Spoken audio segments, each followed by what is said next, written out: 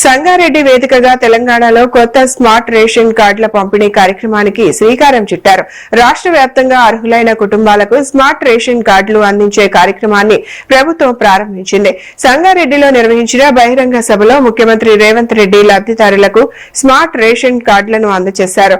కొత్త కార్డుల ద్వారా అర్హులైన కుటుంబాలకు రేషన్ తో పాటు ప్రభుత్వ సంక్షేమ పథకాల ప్రయోజనాలు మరింత సులభంగా అందేలా చర్యలు తీసుకుంటున్నారు. డిజిటల్ సాంకేతికతను వినియోగిస్తూ రేషన్ పంపిణీలో పారదర్శకత, సమర్థత పెంచడమే లక్ష్యంగా ప్రభుత్వం ఈ స్మార్ట్ కార్డులను అందుబాటులోకి తీసుకొచ్చింది.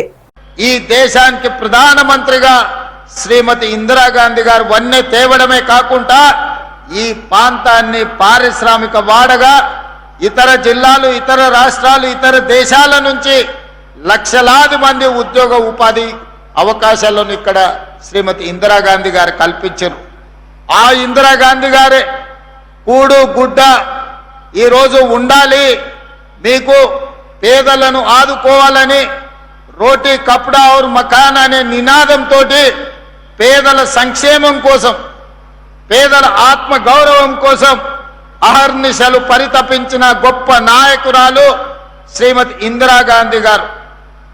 ఆ ఇందిరాగాంధీ గారిని ఆదర్శంగా తీసుకొని ఈనాడు మన ప్రజాపాలనలో ప్రజాప్రభుత్వం పేదలకు సంక్షేమాన్ని అందించడము మా బాధ్యతగా, సామాజిక చైతన్యంతో కూడుకున్న భరోసాని ఇవ్వడము ఈరోజు మా బాధ్యతగా భావించి ఈరోజు ఈ సంక్షేమ పథకాలను అమలు చేస్తున్నాం.